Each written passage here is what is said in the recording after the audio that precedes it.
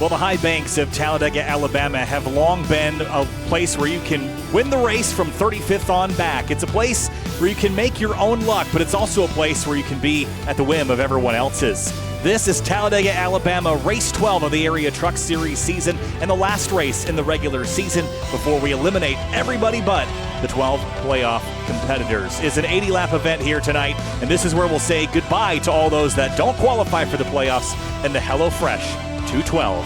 Hi, everybody. Kyle Heyer, joined by Connor Horn as we get to our final race of the season, of the regular season. Before we get to the playoffs here, Connor, this is it. If you have not locked yourself in already, this is a tough night to have to win a race. Yeah, not a night where you have to go and win this. It's very difficult to do so. We saw some drivers last night come close but couldn't get it done. Although we did see a first-time winner, and that could very easily happen tonight. We could get our fourth different winner at Talladega, depending on who takes the checkered flag tonight. And it is going to be all out for this fight for the final playoffs points positions. Only 3 more spots to claim. 5 claimed via wins for Matheson, Hall, Weishart, Beckner, and Brad Slaughter. And then Theory and Curhan, Balliet, and Mason Kane locked in on points. Anna Sogak's pretty good, but not fully locked in. And Jacob Bell on down, no one is safe. We saw Ricky Springer had a 22-point gap going into last night's race, out by 2 points behind Case Lakatos. So he is nowhere near safe. Then JT Poole's only 8 to the good after a great run last week. Swan, Fontaine, Farrenborough, Wineland, Grant, Bourne, Senesac, others will probably likely need wins besides just incredible points races and obviously, 17th place in standings. Reigning champion James Scioli, a rough season trying to go back-to-back, and it might not be possible if he doesn't get the checkered flag tonight. Yeah, there's a lot of drivers that need to win tonight, and it's just a hard place because only one is going to win. There might be plenty of others that are caught up in some issues. This is, of course, the HelloFresh 212. Big thanks to HelloFresh for coming on board. Look at eat healthier in 2024 without having to spend extra money. HelloFresh is here to help. Choose from over 40 calorie-smart and protein-smart meal options each week. Every meal arrives pre-portioned, giving you less time to prep and more time to enjoy your meal. HelloFresh also gives you free breakfast for life with an active subscription. What are you waiting for? Click the link to get started with America's #1 meal kit today and use the coupon code to save you 50% off your first box. And if you're on twitch.tv/area iRacing, you can use !HelloFresh to get more information. Well, it is already qualifying time down there on the racetrack here, Connor. And qualifying at Talladega tends to not matter all that much, except if we get an early crash, which we did yesterday in the Cup race. And then we went 60 laps plus before another caution happened. Can that happen again tonight? I think it can happen, but the main reason why that happened last night is because we had a crash just to bring out the yellow, stacked everything up, changed the entire race, had a bunch of drivers get a lap down because of that long run. So it'd be surprising to see that again tonight because it's going to be a different style of racing than what we are accustomed to seeing with the Cup cars at these super speedways, but nothing's completely impossible as we only got about 2 minutes left in qualifying. Bronson Stafford's on the pole as it stands right now. Greg Mitchell and Garrett Grant are some drivers who need good points days, maybe a win to lock in, and you can see the drivers in green are our drivers locked in. Only 2 of them in the top 10. Make that 3. Jake Matheson, David Weishart, Joshua Balliet. It's Mason Kane, who's just blocked in as well after last week, takes his one and only lap. Yeah, didn't do any bubble drivers tonight because there's so many drivers that could get in, so it wouldn't make sense to have half the ticker covered in a color. The green are only the drivers that are locked in mathematically and cannot fall out. There's a couple drivers that are in but not locked, and they are just white with everybody else. As far as the race tonight, 80 laps is the distance, and we'll tell you more about that when we get down to it. Here's Mason Kane working his way through. Brad Slaughter Jr. just jumped up to the top in that number 8, another driver who's locked in. And Connor, if you're in the green, as you were last night in the Cup Series race, it's just so much more relaxing. Of course, you ended up getting turned around at the very tail end, almost won the race last night, but that's just the level of intensity. Even though you were locked, there's still the intensity to go up there and win. It depends on the situation you're in. If you have teammates trying to get in, your kind of mindset can change based on that as well. But yeah, it just makes you able to go for it. Last super speedway of the season, you're locked in. You can kind of do whatever you want and go crazy. Don't try to cause a wreck and make enemies before the playoffs, which thankfully I don't believe I did. But you got to be very, very careful on what you do. Although, yes, you do have the aggression level at an all-time high when you're in a situation like that. Mason Kane only went 15th. Gary Waterhood's coming around. He will likely need points points help and a win to get into the playoffs as he comes through 3 and 4. We saw a lot of drivers in qualifying yesterday run the apron, not the case tonight with 30 seconds to go as the top 10's pretty much a lock. Waterworth is not going to slot inside the top 10. He goes 14th. Case Lakatos got his way in by 2 points in the Cup Series playoffs over Ricky Springer. Not in the same position to do so tonight, but he could get a win as he's going to start. Looks like he's going to start 3rd. Yep, and that's a great starting position for him. Bobby Tinch is the only one of the 39 trucks that is not going to make a qualifying effort. He will start at the tail of the field. Of course, this is the HelloFresh 212 here at Talladega. Race fans, be sure to subscribe to the Area iRacing Twitch channel. As a subscriber, you'll have Area iRacing emotes to use in the chat, and you can earn double channel points as a subscriber that you can use to redeem for free merchandise, all for just $5 a month. That's twitch.tv/Area iRacing. You've also got the ability to utilize those keyboard commands to pull up things like that HelloFresh coupon code. Again, exclamation point HelloFresh for more information there. Our starting grid sponsor is Roasted Gems Coffee. Make sure you start your engines with a fresh cup of Roasted Gems Coffee. Choose from some of the finest coffee beans from Colombia and Peru, or try the blended flavors of French vanilla and hazelnut. Use discount code Area iRacing for 10% off your order at checkout at roastedgems.com. So the calm before the storm, isn't it? Talladega last night got wild at the end. We saw some horrific crashes on that last lap, but we did get to the white under green. Looking at our fuel window, 30 to 35 laps for fuel, Connor. Halfway is lap 40. Is there any teams or drivers that would try to save 5 laps, or is that too much, about 12 miles around here? I think without a yellow, it's going to be too much. That's 5 laps per run, not just once, as the checker flag gets flown on warm-up as quickly as it started. But yeah, I think 5 laps per run's a little bit too much, so we'll likely see some early pit stops. We've seen in the past when you have a funky amount of laps for a race, it really messes with the fuel strategy, so we could easily see some drivers pit maybe around lap 10 just to have that one stop out of the way, get a splash and go, and get maybe track position on the rest when they all come down later, as we'll take one more look at the points so you can see who's locked in and who's going to need some help tonight. But yeah, I think it'll definitely be without a yellow. I don't think you can stretch this to a one stop. I think it's just a little bit too long. Yeah, anybody that is on this list could win and be in. That's a lot of drivers, and I think one you have to circle here: James Scioli, absolutely; Eric Wineland, absolutely; Tom Bourne. But I think there's so many that really could end up at the front there that we'll have to keep our eyes on it tonight as well. And where is Jacob Bell? Because man, he seems to show up every time at plate tracks, doesn't he? Maybe he's a wild card to win this race.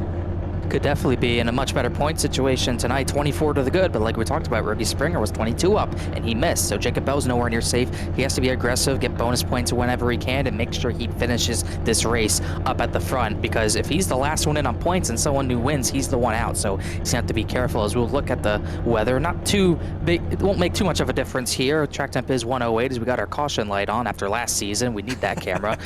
We might need it tonight. We'll just have to wait and see, but this shouldn't make up too much of a difference, as can't forget about the guys just outside the top 20 either, because with a win, they'd probably get into the top 20 and make their way. Greg Mitchell and Gary Waterworth and James Shainwolf are really the only three drivers outside the top 20 that might have a chance of winning in, but they're going to need a lot of help.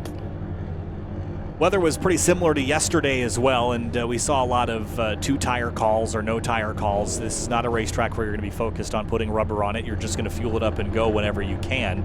Maybe take tires at least once in this race. Otherwise, this is a two-stop race from flag to flag. If we go green, the place that we should always keep an eye on is that pit entry, because, Connor, no matter how many times we come to Daytona and Talladega, every time you hit the brakes, it feels like the first time on these green flag stops. If we're under yellow, I don't foresee that being a problem, but someone always gets caught speeding green flag pit stops here. Yeah, you'll see it happen many, many times throughout the years, and you'll see it probably again tonight. You got to be very careful of your pit entry, not speeding, and you also got to make sure you're coming down with people because, especially with 39 trucks, you got to be ready if you have an early stall. Well, quick rundown through the starting lineup. We won't go through the whole thing as you can read it, so we'll let Brad Slaughter Jr. and Bronson Stafford start on that front row. Casey Lakatos could absolutely sneak in here and snag a win. Travis Beckner rolls off fifth. That crew has been stout in all the series so far this season. JT Poole down in 8th place. James Scioli needs a win. He will roll off in 9th. David Weishart, he's locked in, can focus on moving forward in that number 33. Eric Wineland could use a win to get in. Joshua Balliet is back there in that 07. Down the rest of the list here, Connor, pick me a favorite to win this race tonight of the 39 starters. It's hard to pick a favorite with how crazy these truck races can be, but it's hard not to go for the favorites who are usually at the front the entire time. You got the Miller Racing guys. You got obviously the David Weishart Racing trucks are going to work together pretty well. It would be crazy to see James Scioli win. I just don't really envision it. Cameron Hearn, he's back in 28th place. We haven't talked about him yet. He won, leading one lap, getting the last lap crash last season. He could do that again. Dawson Miller, a 3rd start of the season for him. But if I had to pick one, I will go with the 88 of Justin Sogak. He's won at Daytona before, which was a pretty clutch win as we go through our 39 truck start in this race. But that 88's been aggressive the past month or so, and he needs a little bit to go his way tonight. He's in a good points position, but in fact, he is almost locked in. Not quite, but almost locked in. I'll take the 88. That's a good pick. I think Eric Wineland will like my pick tonight because he was his pick last night. I'm going to roll with the 77 of Jacob Bell. I don't care what it is, what series we're in, he always finds his way to the front here. He's going to roll off 21st, but I'll bet you the 77 is at least in the top 5 or 10 at the end of this race, and I could use some points in the pick, so I will take it wherever I can. Well, pace lap is complete, and the starters have been written off. Here we go. 80 laps, about an hour and 14 minutes of racing if we go green from flag to flag. Here we go. Talladega, Alabama. The Area Truck Series is underway.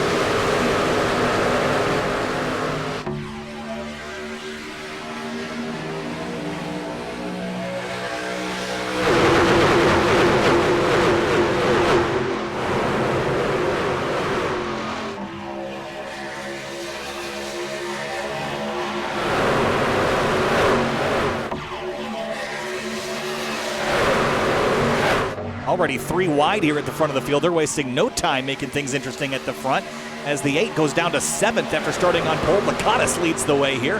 Here comes the 61 on the outside with help from Greg Mitchell in the number 2 Ford.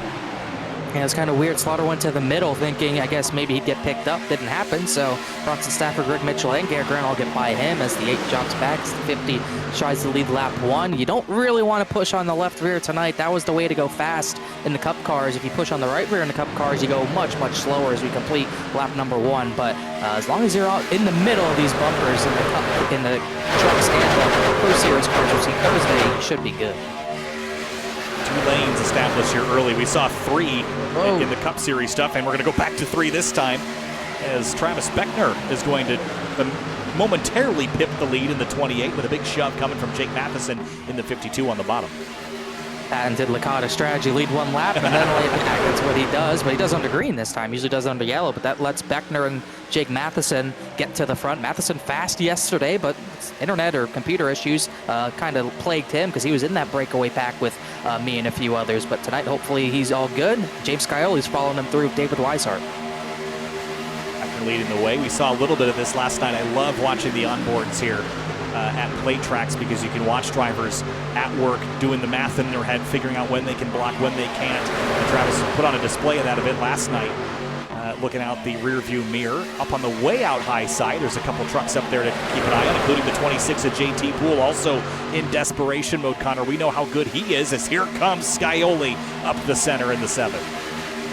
He gets out of Weishart's way. He'll get a push from Bronson Stafford in the middle, but he gives that very 3rd lane a lot of room to get a big run. Cameron Hearn, he started about 29th. He's already in this lane inside the top 10. The 88, my pick, is up there as well as Poole goes to the middle to get help from the 7. Now the 88 of Anna Sogak's getting the run, as this is more of what we're accustomed to with super speedway racing. The Cup cars don't really race like this, but the trucks and Xfinity Series cars, you'll see 3x3 for a while. Yeah, it's 3x3 all the way down through the field now. You make a slightest mistake and it's game over for the entire field. That's what split the field up so much yesterday, was a crash on lap 13 that never really fully materialized. It split the field into 4 chunks. They never really caught each other until the crash was later in the race. Michael Curhan is in this front group down in 9th. We didn't read his sign quite yet. We'll get a look at that later. And look, when it's not crazy, 190 miles an hour into these corners, 3x3, and all bumper to bumper, as well as Matheson clips the apron a little bit, but he knows that's okay to do, at least on straightaways. I'll do it in the corners. Oh, we got a crash. Wineland just had something internet concern happen. He might have lagged out, and I think he tried pulling out the save everyone. Yeah, he must have alt F4. Save everyone. Yeah, well. Gosh, well, that is huge for his situation. No longer in our video call either, so he must have just bailed. But he's, oh no, he's back. Well, that's weird. 7. Yeah, it's big time issues for the 21. Oh, yeah. I don't think it took anybody else. I thought it did, but he somehow managed to get away with that. For my end, he turned dead left, but his internet or computer was messing up so bad, it saved everyone. His ping's at 900, so big issues for him. So he's going to be in a bind to have any sort of fortune to happen to get him into the playoffs, because now he's going to be out of the pack with no help. But at least it saved the pack somehow, as this battle still goes on with Poole, Beckner, Matheson, Scioli, and now Greg Mitchell's the one leading that third lane. How tense is it this early in the race, Connor? I mean, it feels like 3x3 is pretty intense, but we've seen drivers do this for 10, 15, 20 laps at a time. We always were waiting for the wreck. So are these drivers on edge right now, or are they just trying to figure out what they've got this early? I don't think they're really on edge. Well, maybe after Wineland's issue, some of those drivers back there are probably on edge. But I think up here, this is just kind of what you're expecting to happen. Oh, Mitchell gets turned! And just as we said it, Garrett Grant, Danny Ware, a bunch of others going to be crashed. Lap 6, and it's a crash on the back straightaway, and it's like about a dozen loosely involved in that. Like those off the bumper of Mason Kane. That's the one thing, you really want to push on the left rear in the cup cars, but in any other vehicle that will not work. Curhan might have been in it. Greg Mitchell's got front and rear damage. Just what we were talking about, these guys might not be that tense. Now they're tense. Yeah, that'll put you on edge. Have a look at it. Watch the two up here off the front bumper of Mason Kane. Yeah. Weishart just missed it, and really it was those 6 or 7 drivers on the way bottom, and then bam, the 2 into the wall. Curhan's going to take a nose hit there. Yeah, terrible crash for Fazekas. That's 2 of their trucks probably getting the worst end of it. Ware, Waterworth, Dylan Lee, they might be okay. Garrett Grant got some damage, but those 2 Fazekas trucks definitely got the worst of it. Definitely looked like Mason bumped Mitchell, it put him up the track, and then he couldn't get off of the 2, and then ends up turning him into the field. 18 had a great view of this. He almost got involved in it because he was trying to back off not to be in it. Ended up almost in it. Here's his perspective. He got hit from behind. And oh, yeah, he did. Oh. Yeah, that was incredibly close. Curhan almost had it. I mean, he got tagged at the beginning, but he almost had it missed. And then it was impact to the inside wall. Right here. Yeah, he had... Yeah, it was Mitchell hitting the wall and jolting back up that turned Curhan. Thankfully, he's locked in on points just like he was the other night, so not a big deal, but if he wants to help his teammates, it's going to be a little hard to do, as everyone's going to come down pit road besides JT Poole to get some probably fuel and maybe some tires. The other thing is we saw a variety of different strategies last night as far as when to come into pit lane. So JT's going to stay out, take the track position, and others will come on down, I think just for fuel, because this will just make it a one-stop race from here, I would think, right? 7 laps. That's awful close to being a one-stop race, at least. Going to be close. This makes it very close. If you can make it 35 a run, this puts you maybe 3 or so short, maybe a little more than that, but it's still going to be really close, and 35 is the very edge of the window that we believe we have. So this is going to make it tight, but I think you'll see a lot of drivers top off here as well, as we'll get the 1 to go with about 72 to go, which would put you about 2 short if you can make it 35 a run. But now we get in that scenario where we might see drivers sit back and save a lot of fuel. Yeah, again, it all depends on when the dominoes fall, and by the dominoes I mean the yellow flags, because they really determine the strategy of this race. Because of the nature of super speedway racing, we could have 50 green flag laps, and you have to be prepared for that scenario, even if you know or you think that there'll be some more yellows, because as you know, the unpredictability of these races is kind of their key feature. So we'll see how things pan out. Only 3 drivers that are locked in are in the top 10 at the moment. But if you're in the green, you're in the green. You don't have to worry about anything tonight. And you got 3 Miller Racing drivers in there, so they can go as aggressive as they want, trying to get one of those 3 race win. All 3 of those were part of the 1-2-3 last week at IRP, and they're almost close to doing the same. They're evenly spread out, 2nd, 4th, and 6th, but Poole, Scioli, and Stafford all in between that for the time being. As the thing about yellows here, at least in the truck series, not overly common. We've had 1 race, season 2, with 5 yellows. The past 2 races have only had 2 cautions, and the first race in Area Truck Series history at Dega had 3, but the past 3 truck races have ended in green-white checkers. So the theme of this race has really been long green flag runs, but ending in chaos with a green-white checkered. So that might be something a lot of these drivers might have to strategize about as well, as we get some drivers topping off.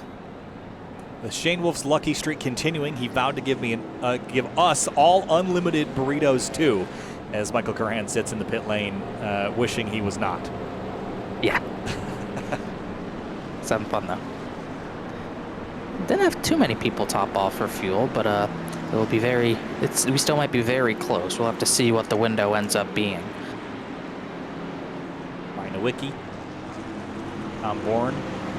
Tom Bourne's one of those drivers that's just on the outside looking in. Maybe setting himself up for some alternative strategy. Helps to have teammates, though, on a night like tonight, Connor. You don't want to be by yourself making any of these decisions, especially if you need to be aggressive with those decisions. If you're going to do something out of the ordinary, you need somebody to go with you to help you. Yeah, and Tom Bourne, it's going to be, I would say, maybe a little bit tougher for him in his position, but he does have Sky Motorsports teammates to potentially help him. Matthew Rodriguez, Matthew Rodriguez, I believe, he is in the field tonight, so he can get his help potentially, and James Scioli, obviously, but Scioli's in the same situation where he's going to need a win. So Bronson Stafford is 30th, so likely nothing he can do to make it. So really, the 7 and the 16 are going to be hoping their teammates choose them to go with at the end if they're in that situation, because you got 2 teammates right there who are going to be fighting for that final spot. It's kind of what happened last night with, I think it was Dom DeLeo and Edward Shearer. They weren't teammates, but either way, you had 2 drivers at the very end fighting for one win, golden ticket to get into the playoffs. We could see that happen again. Mason Kane will restart 37th, end of the longest line for the incident responsibility from the previous crash. That's another thing to consider, Connor, is you can't be too aggressive, because if you tip off a crash, you throw your own race out and throw the baby out with the bathwater there. So, you know, in the real world, you can pull a Kevin Harvick and wreck the whole field and get away with it. You're not going to get away with it here. So you kind of have to play by the rules tonight as far as pushing and shoving is concerned, even at the end of the race when things get intense. It is not worth it to spin somebody out and end up at 36th with 2 laps to go and have no time to get back through. You got to be careful about your fuel. With the auto fuel feature, you might underfuel. That's what happened to Cameron Hearn last night. Put him all the way at the back, put him in a crash as we do take the green flag. First restart of the night. JT pulled a little bit of a blink right before they restarted, but all good now as he gets to jump. But John Hall gets to run with his teammates at the second lane. There were 2x2 at the restart. There's cars on the apron in the back there just trying to get organized and sorted. Yep, Tom Bourne in that 16 who is coming up on just topping off on fuel. There's the 4 slicing and dicing and carving through. We'll see how long it takes to get 3 abreast after the restart, like we were just prior to that caution flag. It's awesome 3x3, kind of ended in a crash there though, so it wouldn't shock me if they took a little longer to get 3 wide, but I also wouldn't be surprised if they go completely 3x3 immediately. But you don't have to. The restarts, they get a little bit more strung out than the initial starts, so Hall almost got turned off the nose of the 28. He's going to have to back out of line, but you're usually going to see people be more timid to make that 3-wide move after the first yellow, especially after they get strung out like that. But we almost had our second yellow, and we didn't even make it a lap. Yeah, John Hall's going to get shuffled out, and he will have to tuck back in a bit deeper in the field. Now down to 15th and dropping, as Beckner now has JT Poole to the inside with assistance from the number 7 of James Scioli. Now, if there's one truck I'd like to keep out of the playoffs, if I'm in it and I'm thinking about who I'm helping, would that truck not be the 7 of James Scioli? Wouldn't I want to keep him out of the playoffs based on his record last season?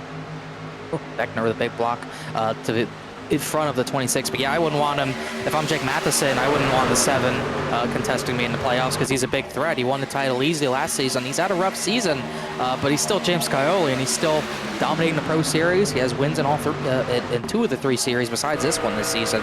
He's still very dangerous and not a driver you want to see. There's really no one else outside looking in that's in that same category, besides possibly the closest driver to that would probably be Greg Mitchell, who's been making Final Fours in the past. But that 7 is, if there's anyone you don't want to win tonight, it's definitely James Scioli if you're the opposition. That was my thought, is how can I play offense while playing defense? And I think that might be one of them. If you can keep the 7 behind you tonight, you might not have to worry about him for the rest of the season as far as points are concerned. Jake Matheson is going to take the lead with a push from Justin Anasogak, and on the high side, Dawson Miller in that number 11 getting a shove. His 3rd start of the season, his 2nd start of the Super Speedway. His 3rd start was Darlington, kind of joining in the Miller Racing team as he's going to bring John Hall, try to bring him back to the front. Gary Waterworth needs a win tonight, and points help. He's trying to get to the front on his own. They're just to the outside of Sam Fontaine, who's had a pretty solid season himself, but he finds himself about 12 points behind, points-wise, to that cut line. A little nervous, the big pushes here. That Hardy's truck, there's Sam Fontaine, you just mentioned in the middle there. Bronson Stafford on the bottom. JT, where'd he go? Whoa. Oh, we got a crash. Bronson Stafford just killed the inside wall because of all that, and he's destroyed that 61 truck. That truck is absolutely demolished, and it's going to come to a stop on the apron. Something wild happened out of turn 2, and we're going to get a look at it here. I thought he blinked out, but oh gosh, what a hit. And no yellow at that, but I thought JT Poole blinked out, but no, they made contact and it scrambled things up, and I think it was Joey Chapman who put the 61 sideways. Just a horrible, horrible hit. And that's night over in a vicious way as JT goes back to the point here. Justin Anasogak behind him, and then here comes Jake Matheson with a big shove from Travis Beckner on the bottom. Took out one truck, but we're going to stay green. Bronson Stafford 30th in points, so no playoff implications on that one. It looked like, looking back at it quickly, it was netco between the 26 and the 88.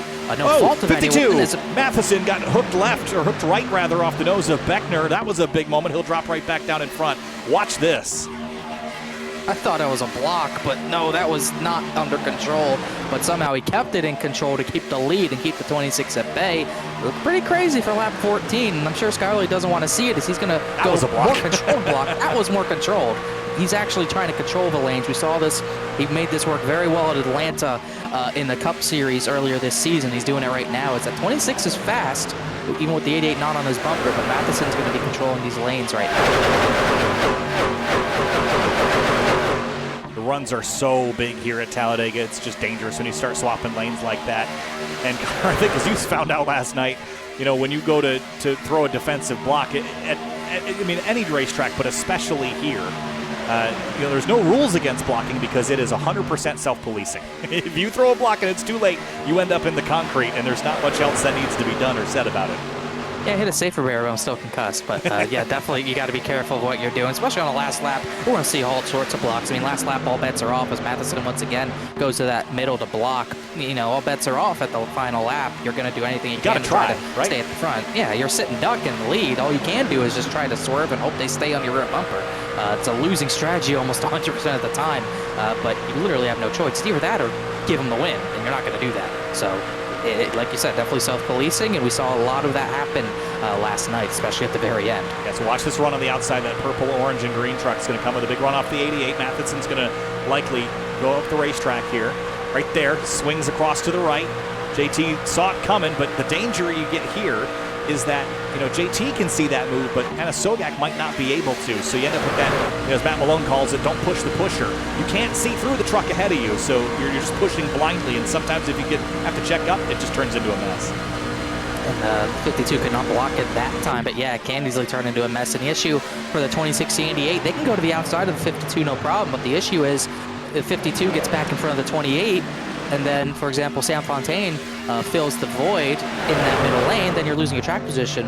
And now that third lane's there, and JT Poole's actually going to block John Hall, and that's really stacked up that top lane, but they kept it straight. Now, it once again took us a little longer than it did last run, but we're back to that 3x3 racing as looks like Bobby Tinch is going to go to the apron, and Matheson's trying to block both lanes in the bottom and middle still. I don't like this. I mean, Matheson's done a good job of it so far, but it's great. These big stack-ups and accordion effects here. We're still not even a quarter of the way through this race, so the aggression level's very high. We're 3x3. There's not a lot of room for anybody to see or maneuver. They're just along for the ride beyond the front row of cars.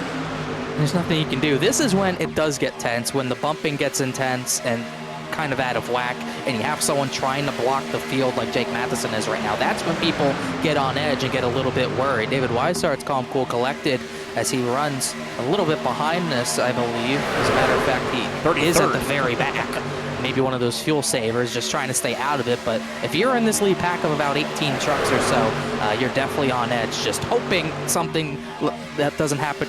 Hope something doesn't happen to you like it did Bronson Safford, as Scioli's going to completely bail out of this as I say that. Yeah, I like that call for Scioli. I mean, the race is a long way from over. They are going to crash at some point running like this, so why be in the wreck when it happens when you know it's going to happen? It's really rare that this 3x3 scenario ends with everyone single file without a crash. Almost impossible, I would say. That would be my take. It's like bottling up entropy. It just there's no way. Once you uncork the bottle, you can't recork it. No, and eventually it's all got, all that force and pressure. It's just going to absolutely explode. Sometimes out of turn 2, sometimes out of turn 4, sometimes out of the tri-oval. It can happen all sorts of ways at this 2.66 mile track, as we are actually back to 2x2. Only Hall and Hearn on that top side trying to make things happen, as now the 88 is leading that middle lane, and JT Poole did get clear of Jake Matheson. Yeah, typically when you get 2x2 like this, though, I was going to say this, it opens up the opportunity for someone to jump to the outside, and I think that was Dylan Lee that did that? No, it's a 71 of Sam Fontaine. But that's going to let Matheson and Beckner probably get control back of this race. JT Poole did not feel like blocking it, a little too early to do so, as bump gets intense, and a Sogak might have wanted to get to that third lane, but Fontaine kind of filled that gap. And it was too late for Anasaka to get up there. Now Matheson goes to the top. He's trying to control this field as best he can right now. Laps clicking away. We're 20 laps in to JT Poole's stint. Everyone else has 7 laps more fuel on board. JT's about 10 to 15 away from having to make a pit stop. Ooh, big block there from the 77 of Jacob Bell jumping up to the middle groove. And Beckner and Poole chase each other across the road. These two worked together great last season, but they are apparently not on the side of eye right now, as Beckner's having fun with it, as Poole blocked him up and down the track, down the back straightaway. That let Matheson get a run, as here comes he's always up here, Jacob Bell in the middle, leading this line, going for the lead. Knew that was a good pick. And it's 2 of Greg Mitchell. A couple laps down, he's going to bail out of the way. It's the 77, almost led that lap. JT snuck back at the very last second. 77's wiggling a little bit there in the middle, maybe uncomfortable with being in that lane, but kind of got to commit to it at this point. As the 26 now he blocks the middle, gives Beckner the bottom, and really going to let Matheson get a run back, as this is tight 3x3. And it gets especially tight on the exits of the corners. When it stacks up on the exits and entrances of these corners, that's the worst part. It's the worst time for it to happen.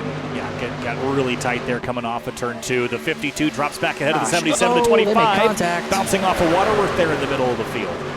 Yeah, him and Lakatos made contact. I don't know how they saved that, but they kept it straight, and now it's really jumbled this field up. You're starting to see more and more trucks completely bail out of this. It's getting more and more thin at the front. Matheson now controlling. There is an element of maybe this is the Brad Keselowski strategy of make them think you're crazy, and then they won't try to go by you. They'll sit tight. Well, you are someone's got to be crazy enough to go up there and throw all those blocks back to back to back to back. Maybe just let Jake do it for a while. Call it the Stenhouse more than Brad. I think he's more crazy at these types of tracks. Also, rookie Chase Elliott, he was crazy as well. He was crazy, wasn't he? Yeah, for a little while there, but everything, I don't know if it's getting more calm or not, because they're still pushing hard in that top line. That's Sean Peachin pushing Sam Fontaine, and they still got 4 trucks strong up there trying to get this third lane working, wanting that track position. But like we said, you're starting to see so many more drivers single file behind this. It seems like we're 2x2, 3x3. When you get back to Cameron Hearn, 19th on back, everyone else there single file. They're just sitting and waiting, clicking off laps, sitting and waiting. At some point, they'll get a yellow, and You know, I'd be shocked, especially around the pit stop sequences, because a lot of drivers will make those mistakes trying to pull out of traffic when they're 3 wide, and it's a long way from over. He actually only got 9 trucks that aren't on this bottom line right now. As Matheson once again aggressive to get to the middle. Bell got shuffled out to the top because of that block, though, as Peachin gets sideways. Lakatos had to back off of him as well, as once again gets pretty crazy as that top line dies. I don't think Jacob Bell's going to be happy about that, but it didn't really work out for Matheson as 3 drivers get clear. Yeah, and we'll see what new line is spawned out of that one, because as we said, it's only going to be 2 wide for a while before it regathers some momentum from some other group. Maybe the 4, Cameron Hearn will lead that charge there. Looks like Sam Fontaine is going to be the one to pilot that, as Bell drops to the bottom, wants no more of that outside group for the time being. 88 over the radio questioned why he's blocking like that. Matheson said he got a late hot call, and what that means is that I think the driver who was pushing him, I don't remember who it was at that time, but the driver who was pushing him said he's got hot on the grill and he had to get out of the way. That's why he's swerving like that, just to make sure the drivers he's working with do not blow up. So he swerved to get away from his front bumper. That's what might cause some of those stack ups that they have with the 77. As looks like him, Beckner, and JT Poole are working these lanes right now to stay at the front. Well, Joey Chapman up into 4th place in the number 60. Good start for him. And wasn't that 12? Kind of in the middle of that first wreck where he sits in 5th. Yeah, he sits in 5th. He's about 10. He's 10 points behind 20th, so a win could get him in, but he will need some help. But yeah, even after being minorly involved in that last crash, it's having a good run so far. 3rd line on the bottom as they get more spread out 2 by 2 and less single file, I would say, as here comes that 3rd lane. Cameron Hearn jumps up with help from trying to see Mason Kane, I believe, who got the EOL. Yeah, that is Kane in the 31. He's got a really good truck tonight. Jumps up to the outside to give the 4 to push. Jason Dalton in the 02's in here somewhere. Middle of the field here on the bottom. Back there in 7th as it's only Hearn and Kane, so they'll get back in line and wait for maybe more help to come. As Lakatos behind him, not really up there to fight them as we complete lap 25, as now we're pretty evenly 2 by 2 throughout majority of the field, as really the first single file, the beginning of that single file train is John Hall back in 20th, which has been consistent for the past 5-10 laps, is where that single file starts. Yeah, this is looking like a typical plate race where you've got a couple of a dozen or so cars that are mixing it up at the front, trying different lanes, pushing and shoving, and then everybody else is just waiting for a mistake to kind of rebundle things back up. And they're happy just to sit single file, click off laps, especially those that are in riskier scenarios, like those that are on the inside of the playoff picture but are not locked. They want to play this pretty conservatively here. I don't see any value in being way over aggressive if you're in above the cut line, and you don't need a win. Don't try, because you're going to end up getting wrecked. Maybe just try to play this one smart. That's what they're going to try to do right now. At the same time, the guys at the front are being aggressively smart because they're working together, working both of these lanes currently and staying top 3 while they're at it. So it's a good strategy, and if it goes green, it could work, but they've been close to wrecking, and part of that's already taken out Bronson Stafford as Cameron Hearn swerves to the 3rd lane. So you got to be careful while doing this, because if someone doesn't want you to have power, tries to pass you, then you have to block them, it could cause a big crash. Is there, in this series and track and truck configuration, is there a safe place to be in this field? Would you feel safer up front or feel safer in that single file pack in the back? I'm safer in the single file pack because if you're single file, you have plenty of room to avoid the crash. Really, the only people you have to avoid are the drivers behind you, so they don't run into the back of you. I think as far as avoiding crashes, it's the safest place to be. The issue with that is it's going to be hard to get back to the front running single file like that. So I'd rather be at the front and compete a little bit more and just be in the main pack, so I know what to do, what not to do. I'd be learning right now. There's nothing wrong with running at the back, especially if the fuel is going to be tight, which is what we expect it will be. Yeah, JT's only a couple laps away from having to pit. He's the only one in this scenario.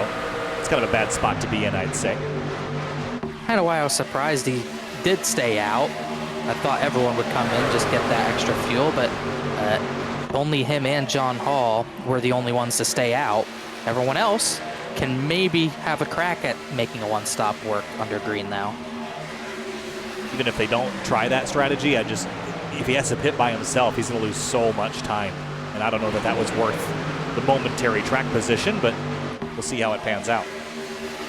Definitely see whatever happens, as, yeah, like you said, they're not too far away, probably about in the next 6-7 laps, maybe 8 laps, depending on how much they saved under a yellow.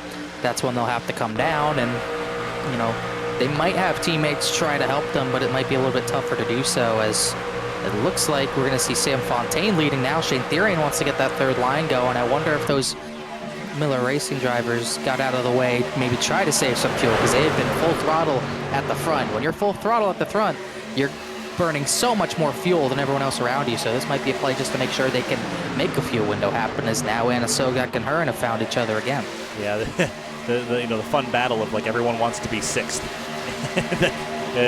No one wants to lead this pack if the intention is to save fuel. If we get into that fuel-saving mode, we could go green. We could undo this entropy that we established with the 3 wide, 3 abreast, but it's not looking likely as we're back to it. 38 to Therian on the outside with a push from the 16 at Tom Bourne. And all those Miller guys are just sitting now. They're not even trying to push. They're spread out on the bottom, not pushing. So I think they're probably going to need to save the next 10 laps or so to make this work. But everyone else is going to start racing now, try to get that track position for those pit stops. Therian into the lead, but now Anna Sogak takes it back.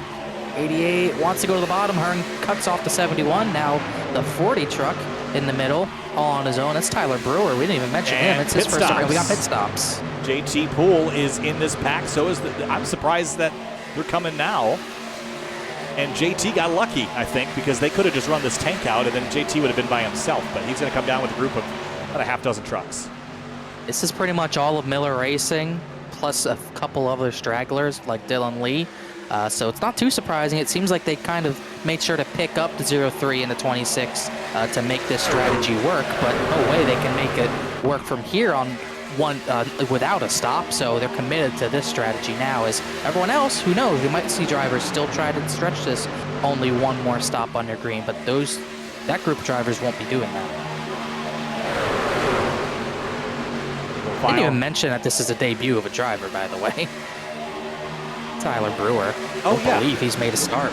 I've never seen that name before. Here he is in that 40. I was going to say this truck looked unfamiliar, but I thought it was Lakatos for a while. I did too. That's what I thought the truck was.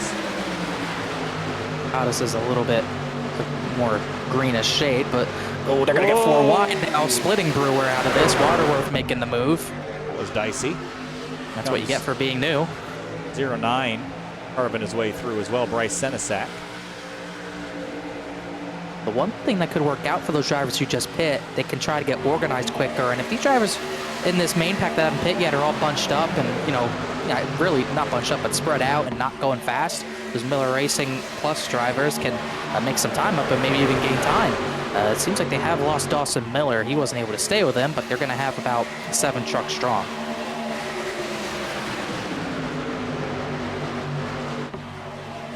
Lap 33, kicking things off now. We're just clicking laps away like nothing else. And, these laps under green, they go by pretty quick, about 51 seconds a lap. And we're 4 wide again into turn 1. Brewer gets back to the middle. They're not going with him. No, that's twice they put him 4 wide, or maybe he made it 4 wide. I couldn't really tell, but it's amazing how quick it happens, right? Like all of a sudden, bam, 4 wide, like out of nowhere. Because all it takes is one driver to think, that there's an opportunity there, and then all of a sudden the whole lane follows them through, and you go from being 2 wide to 4 wide in seconds. Yeah, so you got to be incredibly careful when that happens, as I'm sure we're going to see more of that the rest of this night. Is we're going to have more pit stops. Trying to see who Scioli's part of it. Looks like Danny Ware. So a little bit more of a team game. Chapman, Therian, Rodriguez, Bourne. Sky Motorsports I know is in, as a few others are as well. That's a handful of pretty good trucks that are in this listing. They will come and grind to a halt down there in pit lane, get some fresh fuel put in, and then there was 10 or 12 at the front here. And they're about 3 laps shy of 30 laps on this tank of fuel, which is the short end of the window. Again, they're thinking of this in the totality of this race, not necessarily in each individual run. Yeah, that's definitely what they're going to be focusing on, is now only 6 trucks are not single file I would think in the trucks, you probably don't really want to be single file. It's not faster in a big group like this. You want to be more spread out, as it seems like Sean Peachin's really checking up the drivers behind him. So these drivers will go as long as they can, seemingly on their tank of gas, while everyone else who just pit going to try to stay with the Miller Racing trucks, but they're not really, some of them are not going to be able to do that, I do not think. It's going to be a little close. We might see two packs that already pit kind of form apart from each other. Trying to see if I could see a couple. There's a pack that's sort of formulated, Miller Racing at the pointy end, and the second group that kind of assimilated in fairly nicely, but we're still 3 wide back here up for the lead.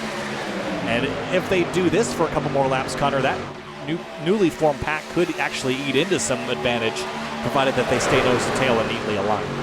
And they have been. They've been tenths faster while doing what they're doing. So if you're not going to be able to cut a stop out, it's not going to work well as everyone else. A lot of the big chunk of what's left of this pack is going to pit.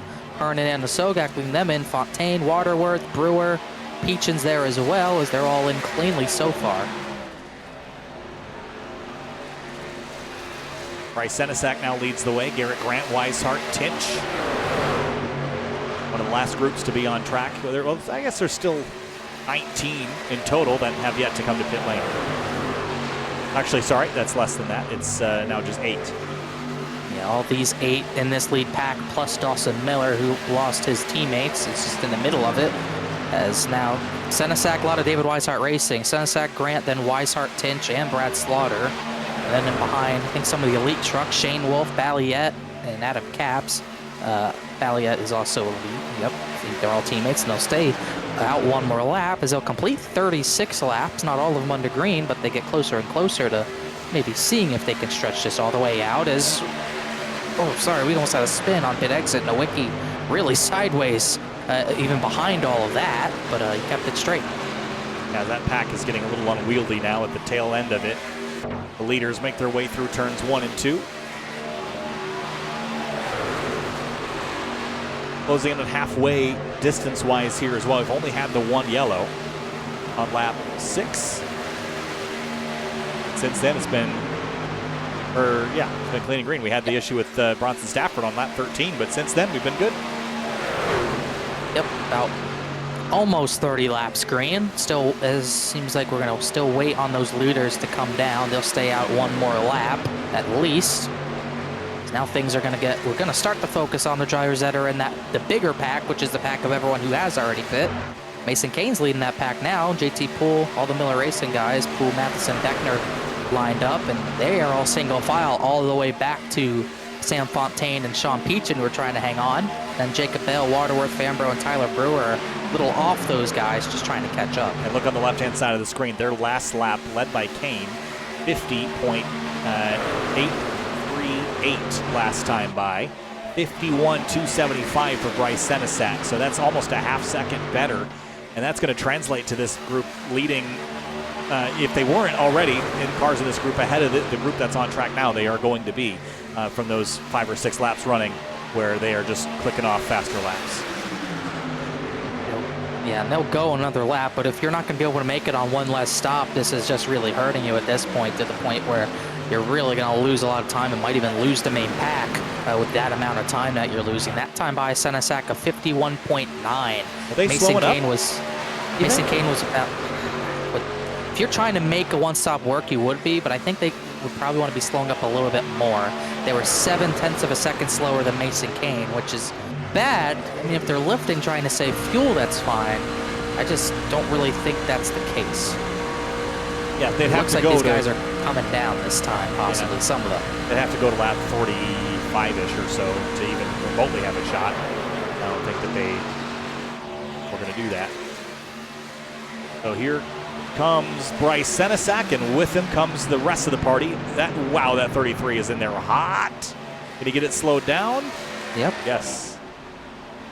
Cameron Hearn just came down to pit again. He had pit earlier. I wonder if he got a speeding penalty or maybe a penalty on the exit with a bad, coming across the yellow line. Not quite sure, as Peachin's almost in the wall at this, what is going to probably be the lead pack once they cycle back out. But either way, that's pit stop sequence done, and almost certainly I will have one more set of stops left. Yeah, so this group of 3 wide, here's what worries me is that this next group's going to come back on the racetrack blend on the back straightaway. Then we're going to have 4 wide. So if you're in the 88 and 50, I would consider dropping in to just make it double wide, because I don't know if I want to be against the fence as the field comes by, but they're just leaving pit lane now, that group. Yeah, they're going to lose this pack, I think, for sure. So going long, it's only good if you can cut a stop out, but when you lose time like that, that's what's going to happen. You're going to lose the pack completely. Weishart's at the front of it. They won't even come close to staying with it. Yeah, Shane Wolf, I think, is going to lose the draft as well, unless he gets someone to go back there and help him out. Oh, big block from John Hall in the 0-3 on Puchin, who's been impatient back there in that 69. He wants to go. And Peach and Fontana worked well together, but John Hall kind of shutting that down with a big block, and now they'll fall back a little more as Antasogak, he's been aggressive, he's in the middle, but with no help, as now we've really gotten a spread out field, and now this lead pack is about, I would say, maybe 28, 29 trucks. That's almost the entire field. And we complete half this race distance, lap 40 of 80. The HelloFresh 212. And it is fairly intense here at the front. We've had a couple looks at our SimRat Market replay, maybe not as much as we could have by this point. Make sure you head over to simratmarket.com for custom iRacing paint scheme templates that are simple and easy to use, so it keeps you more focused on the racetrack. simratmarket.com. And more accurate, I can say more accurately, this lead pack is now 21 trucks strong, all lead lap trucks. And then 22nd, David Weishart, he's leading that line of 7 at this point, then everyone else is pretty spread out. Nick Matheson, JT Poole pulling dead even again. And the worry is, I think JT and Jake are both really aggressive. Get all the way down to the end of the race and put these 2 trucks side by side. It's like, you know, immovable object versus unstoppable force at the front of the field. Yeah, definitely, but they'll make sure one of those 3, including Beckner, will try to win it. But they're really going to have to struggle with just Anasogak, who's just as aggressive in trying to win this race. Matheson drops down. He'll just get in front of the 26 like they want to do. And now John Hall, you got another driver who knows how to win these races. He won the season opener at Daytona. He can easily get aggressive and win this race as well. Justin Anasogak was a good pick for this race, Connor. Yeah. A little forward thinking there, I think. Jacob Bell's at the front too, and he's still in this pack, but he's being much less aggressive, just kind of sitting at this point. Well, he's pushing Gary Waterworth at the back. I think he's typically at the front at the end of the races because he knows when to turn the aggression on. And I think maybe lap 43 isn't, well, as I say that he goes 3 wide, prove me wrong, but maybe lap 43 isn't quite time to go. If you run this race to the end, it's 30 minutes from now when we throw the checkers. So that's not a lot, I mean, not that much time. There's a lot of that can happen in the next 37 laps, but 30 minutes, not an hour anymore. Now we're definitely taking time down. The 88 chops the nose of the 52 to clear for the lead, but probably see Matheson get clear of John Hall and get right back to the middle to get back by. He's not quite clear though, so that won't happen, and that's letting that tandem on the 3rd lane get to the front. Here comes Bell, pushed by Gary Waterworth, the other way around actually. Bell pushing the 12 of Waterworth, who needs a race win.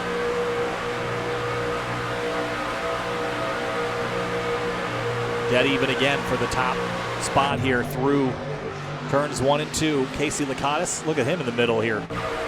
Continuously impressing us week in and week out, finding himself in the middle of these battles for the lead.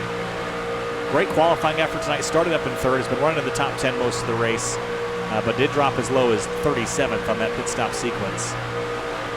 We'll go back to the inside of the 77, excuse me, and the 12. 77 and the 12. It's like old school Penske when they had both those numbers, but they're starting to drop back at this point. Bell just bails. Now Waterworth has Rodriguez and Tom Bourne behind him, but they don't have much of a run. So as a, you know, that 3rd lane is the lane that comes and goes. The other 2 lanes are usually strong completely throughout a run, but that 3rd lane's always up and down depending on who's pushing, who's leading. That's the big variable, especially near the end of the race when everyone tries to get to that 3rd lane.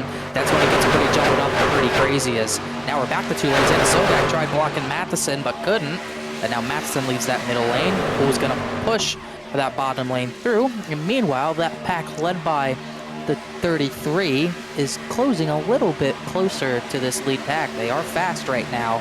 and making up time to try to get back involved. They put someone else on the point as well. I think it's the 5 of Garrett Grant back in 22nd. So they've changed out locomotives and they're heading down the track. And they are running quicker, as you pointed out, so they will catch them. Which is pretty important for the rest of this race. I think they'll probably know that you're not going to go long again and lose that track position. It's really the short, as long as you have a good group of trucks, the shortcut, the undercut is what you want to do, because you can get formed up quicker with less trucks, which is better for speed, and you get a gap over everyone else. But it's worked out well. Even though they went long, it worked out well with only 7 trucks, because now they're back, and we're going to be back strong with 28 trucks in the lead pack. Here's the other thing to consider. We are now 35 laps to go. Another couple of laps, Connor, and that's pit window time. Again, we've seen people at these super speedway races tend to run the tank out so they can spend less time on pit lane. But if you wanted to try some other strategy, the door is open, and that second group, maybe they could consider that as well. But the danger is if the caution comes out, that lead pack is just going to get a free pit stop effectively. At least the upside to that is if you pit now and get the yellow and you stay on the lead lap, you cycle to the front. Yeah. So there's even more of an incentive to pit early, but I think this is too early. The first group to pit were the Miller Racing guys with Matheson, Poole, and Deckner, but that was only around lap 30, and I wouldn't see much sense in pitting 15 laps, 20 laps after you'd already pit. I would not be surprised to see them come maybe around lap 55 to 60. I think that's when we might see things start to pick up. Look at this tandem on the top with Farian.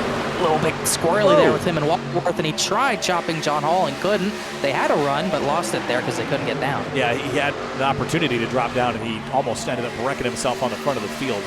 Valiant effort, but he wasn't able to hang on. They're going to get disconnected and lose their advantage as John Hall pulls even with the 52, and it's 2 of the Shopton area iRacing trucks out front right now. Hall leads that lap, Matheson right behind. And here comes the 38 again with another resurgence. Yeah, and it's just those 2 making it work. Those tandems are pretty fast. The only issue is that it lasts a very short amount of time because that driver pushing gets very hot unless you got 4 or 5 trucks up there. Then it's a little bit easier to make that work. But in the short time you can do it, it's fast and you can hang on, but just not for very long. As they got so close to clearing last lap, they're not really going to get close this time around, as resurgence is from Sean Peachin and John Hall in the middle with the big run. 3x3 at the front of the field. Only 1 yellow back at lap 6. Since then, we've been green in a story fairly similar to last night. Now, I have a hard time believing this race is going to finish under green, or at least finish all the way without another yellow. The question now becomes, when does that yellow come? And if it's soon, that's going to really spice things up because we've got a lot of opportunity to still junk some trucks tonight. And Talladega always junks some trucks. She's due for one at some point here. Like I said, the last 3 races here in the Truck Series ended in green-white checkers. The last 2 races have ended with green-white checkers and with only 2 cautions, as now Hall blocks the 3rd lane. So we've already had 1 yellow, and that's been our lone yellow. So if we're trying to be Larry Mack and go off the race trends, you'd probably guess under 5 to go or so is when we'd see that last yellow and put us in another green-white checkered scenario. I'd find it hard for that third to that it happened 3 times in a row, but that's what the trends say it would happen. A little bobble there from the 71. Peachin had a lead for a moment, but John Hall with the 38 pushing now retakes the advantage on the top side. He's kind of working the lanes. Oh, Therian wanted the lead. John Hall made sure he didn't get that. He wanted to help the 38 out, but not that much. But that's why that high lane is kind of the wild card, because if one driver goes up there and helps a tandem, they can get that big of a run. So we could easily see that happen later in the race, where what the 03 just did, is they're not too far away from getting to a group of about 5 lap trucks. 2 of them are Mitchell and Carhan, who are laps down. Cameron Hearn, Dalton, Dawson, Miller involved in that as well, as they're still 2x2 up at the front. The 12 got checked out of the groove there, a touch in the background. JT Poole's going to split to the high side, but nobody goes with. Wonder if he thought Bell would go with him, and he didn't, so he's going to drop back here, and this is 1 less driver for the 52 and the 28 to get help from, but they do have John Paul at the front now. And speaking of that, Travis Beckner had dropped back a little bit in this pack. He's actually behind the 88, 5th in line on the bottom, so he's not in the controlling position like he was earlier with his teammates. Look at the run on the high side there. When you get that push on the outside of the backstretch, you just fly. 189 down the straightaway, about 4 miles an hour faster than the race leader, John Hall. And pulls even with that front row again. That's how quick things can change. Drop to the rear, get a good push, and here you are again. How long can you keep it up for is the question, because you don't keep it up, you're going to the back as they got to run. They're even with the leader, Sean Peachin now. As Peachin tries to lead maybe his first laps of the season, which he will at least lead this one regardless, but that tandem might die again. Now Peachin goes to the bottom, maybe get some clean air on the nose of Sam Fontaine, who's been shoving him all the way to the front. Those two have done really well to get up there. Under 30 Two laps to go, and big shove coming from the 12 of Waterworth again to the back of Poole. Matthew Rodriguez has kind of been the straggler in that top lane this entire run as well. He's not pushing, but he's sure following when they go fast. Here's the other danger of this race going green for so long is when we get down to those last 10 laps as the 69 goes for a ride on the front of John Hall's truck. When you have this many trucks and they start packing up 2 and 3 wide, there's nowhere to go. You get trapped in like 25th and you're not satisfied, so you push, you push, you push, you push. And then when the wreck happens, it's 25, 30 trucks. That's the other danger. If you don't have little yellows throughout the night to take out trucks, then you end up with one really big one. And that could happen here as well.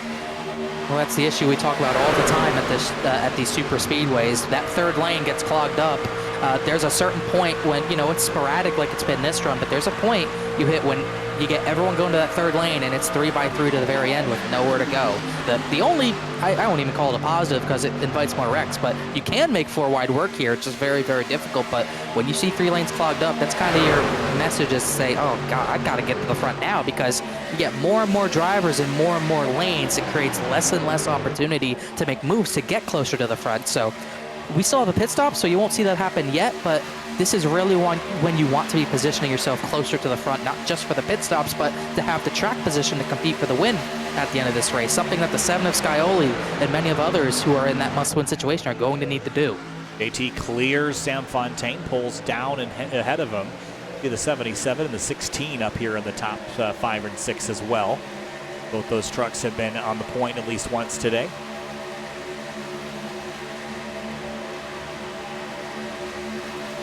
Center with a big push from Bell. A little squirrely. That 77's been a little squirrely when he's in the middle, but they keep it straight. And now we're seeing more and more single file, more and more drivers setting up for that final pit stop possibly, as now we only have about 7 trucks not on that bottom lane. Doesn't look like anyone. Oh, we do have a few at the back coming down for their final stop. Looks like the Weishart trucks. Yeah, looks like Grant, Senesac, Brad Slaughter Jr., Weishart, and Tinch, yeah. And this is the opposite of what they did previous run. They saw that the long run put them in a hole. They got that track, they got the position back, but they still lost so much time. So now they're going to go with that short run to kind of counter that.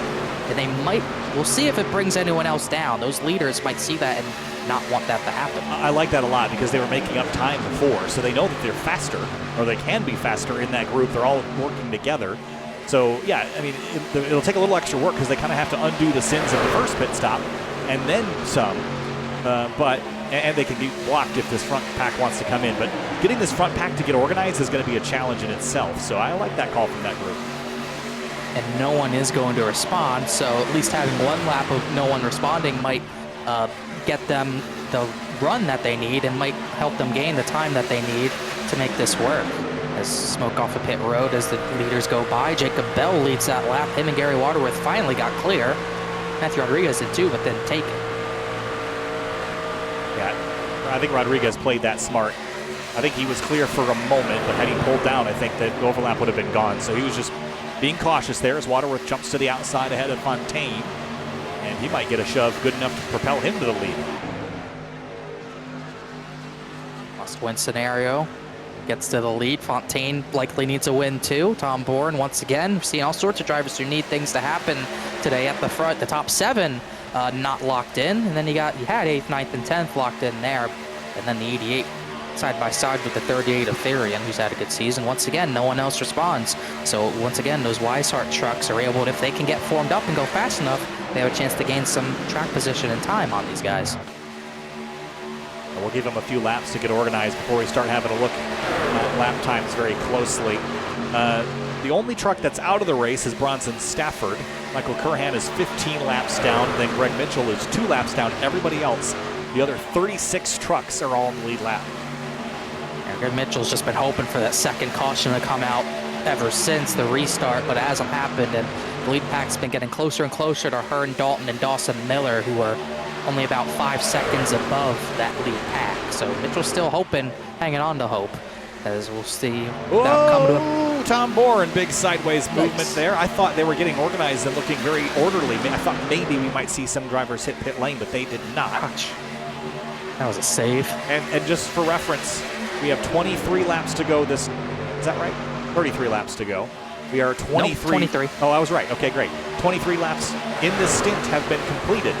But this is the halfway point of this run to the end. I think that's why we're seeing some trucks back out and get single file in anticipation of splitting this run in half.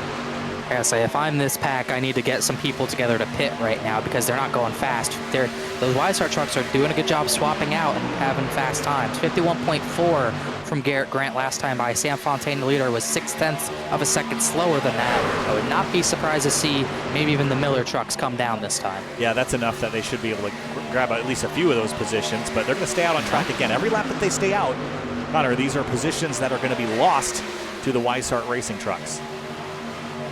Yeah, I would think so. You don't want them to get too far out to the point where you might not be able to catch them, because this is the ideal pack for speed, about 5 trucks. This is what you want. If everyone pits at the same time, you get a big pack of trucks like the lead pack is right now. You're not going to go as fast. So I would not be waiting on this right now. I do not want them to get too far out, but I do understand that you probably don't want to. You probably want to take the least amount of fuel possible, so I get that. But sooner or later, you keep losing tenths at a time. You got to make that decision. Although Fontaine was faster last time by 51.6, and then trying to look at what the 33 did, or at least what the 5 did. They were slower that time by, or no, they were still 6 tenths faster. Yeah. Here we go. Pit stops. Here come the Miller trucks. Maybe more. JT's down there with them. Whoa, and Beckner. He made it somehow. They got it down. So this is going to be interesting one. Because when these cars blend, we're going to have the 31 gets tagged. And Wineland. They both spin out on pit road. Wow. And that's what you couldn't have happen. I was not expecting that. That was not on my bingo card. Missed his stall. Is Kane missing? Oh, this is Dylan Lee trying to get to his box. Just turns the 31 into the 21. Dylan Lee's still trying to get in his box. He's lost so much time. Yeah, Wineland just a victim in that one. That's unfortunate. Gosh. That is going to kill those 3 races without a yellow. So this is the question, though, is where do these trucks come out? And here comes the Weishart trucks. Look, they've already done what they needed to do here, because those are some of the leaders in that previous pack, and they blew right by them. Here comes the rest of the lead pack, minus Gary Waterworth, who stayed out on his own. That's the last thing you could do. Scioli's in this pack as well. And then Bell, Fambro, Therian, Bourne, and others. But yeah, those Weishart trucks are going to get the advantage for sure, as all these drivers trying to remember where they're stalling. Scioli got hit. Is there going to be damage to that truck? Yeah, a little unruly. Probably too many trucks to have down in the same sequence. But I'll tell you what, those Weishart Racing trucks have set themselves up for success. The rest of the drivers are rolling off pit lane. Here come the leader, or the drivers that we think will cycle to the lead. They're mid-trade now, as Brad Slaughter will be the dart that they're going to fire into the board here. Scioli rolls off, and they're going to get driven right by, I think. I think so as well. And this is the strategy we saw. This is what we did on Monday night to keep that lead and get about 25 seconds on the pack. You have everyone swapping out, but you keep the same driver at the back of the line. At this point, it's Bobby Tinch. He's the collector. He just stays at the back, and whenever the pusher gets hot, the guy getting pushed goes out at the end of the straightaway or wherever, and then the 66 would then pick up Slaughter in this case. And I would not be surprised if this is what these 4 do as well, but they're not as formed up currently. Well, they can get that formed up, and then the question becomes which team is better at it. 20 laps to go. Waterworth's down on pit lane. Ben Pierce is out there in a separate pack all on his own with Shane Wolf and Brewer and Nowicki and a couple others. But Brad Slaughter Jr. will cycle to be the leader of this race. Then it's Weishart Racing versus Miller Racing. Who can execute this the best in the next 19 laps? It's going to be tough. Another 51 flats, 50.9s from the Weishart trucks, but even faster with Miller Racing by half a second just about. And the issue with this is Bobby Tinch is probably a little too far back to be the collector. You can't give that much of a gap. It kind of hurts the run you get down the straightaway with the momentum with those only 3 drivers pushing. So I think those Miller trucks are going to be there in no time flat, but the question is where they're going to go with it, because they are 195 down the straightaway.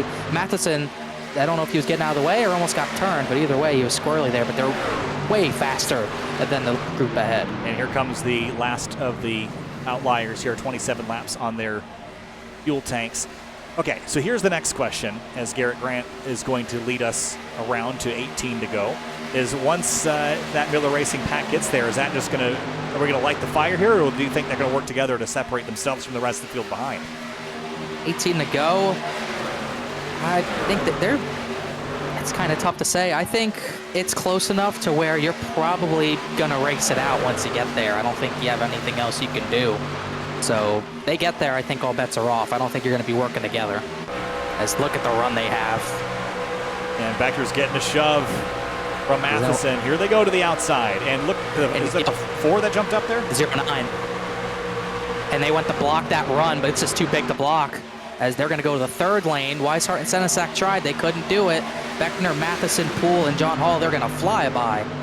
Travis Beckner enjoying the high as he gets the shove, and he is going to take the lead away. 17 laps to go. Where did they come from? Miller Racing with the big shove. They should get all 4 trucks basically clear. John Hall is clear now. Looks like Poole and John Hall are going to stay in the middle so they can control both lanes, which is a smart thing to do. That would force anyone else to go to that 3rd lane to beat them, as Beckner is going to go to that middle lane and give Matheson a breath of fresh air to the nose of that car. But then here comes the next drivers who pit later, and Sogak, Bell, Fambro, Bourne, all the way back to Rodriguez are going to join as well. So we're going to reform this pack with 16 laps at the stripe to go.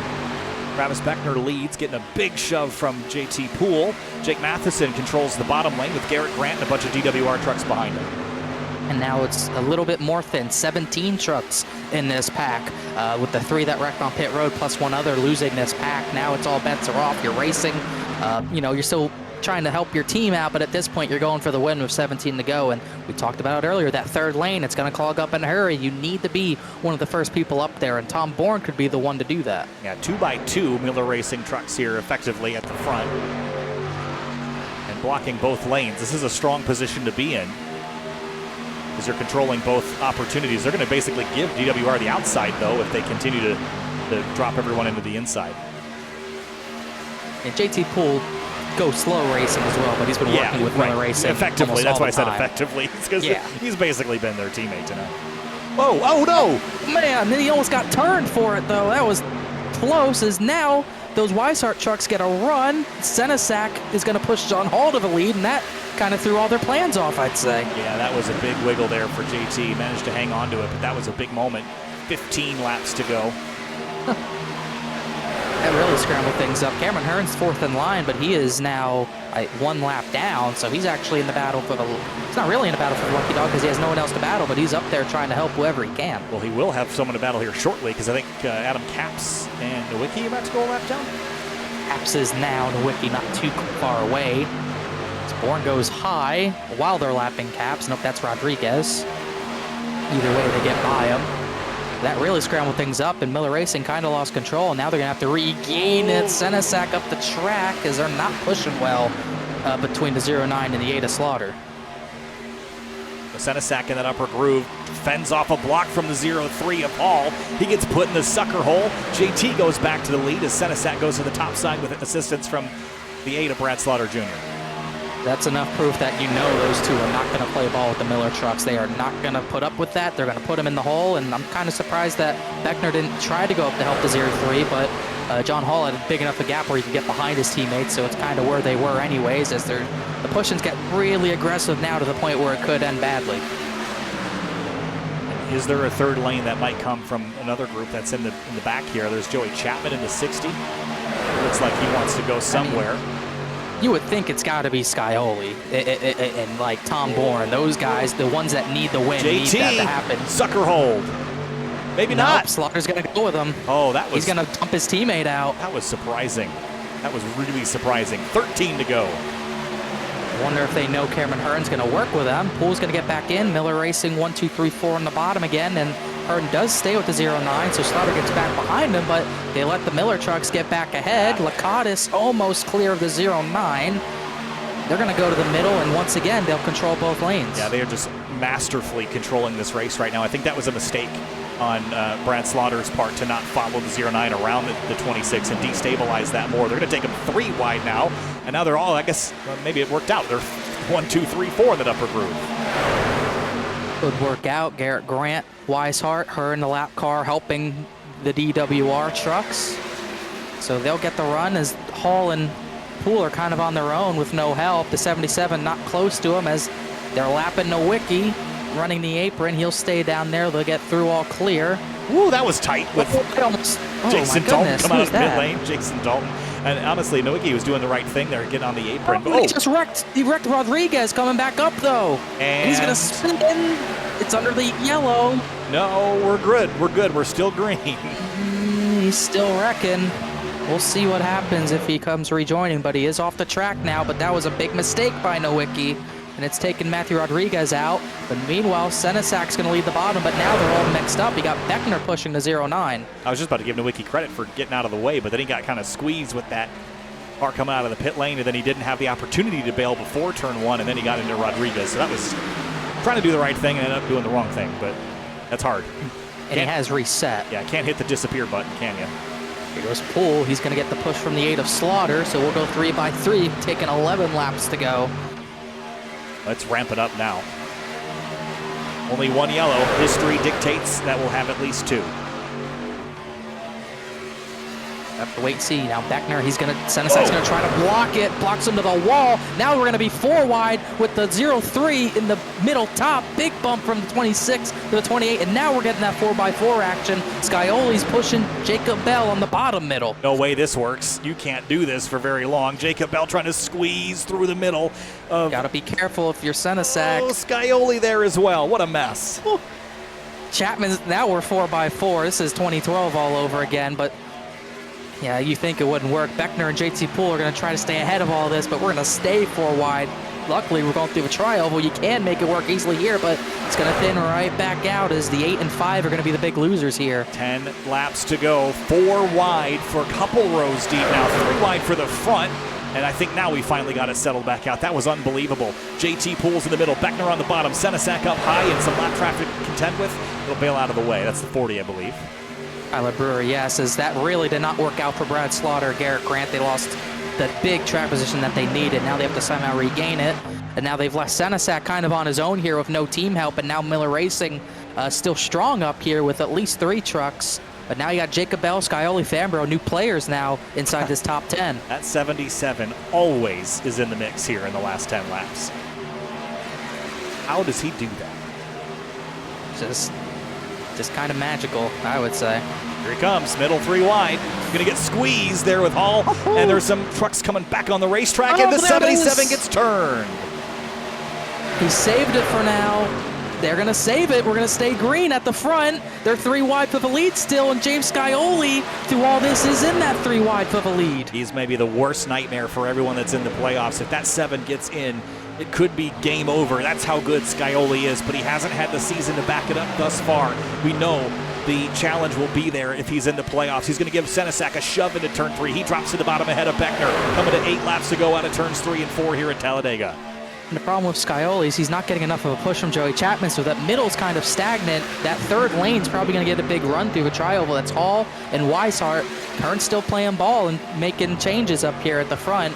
But that middle at the top did not get the run I thought they would, and Scioli's going to lead that lap. And this is the HelloFresh 212, and we've had our fair share of hearty meals served up today. It has been an interesting race with strategy and teammates working together in 3 and 4 wide. And we're now just about 5 minutes away from crowning a winner if we don't get a yellow. That's a key word, if. I would say very key.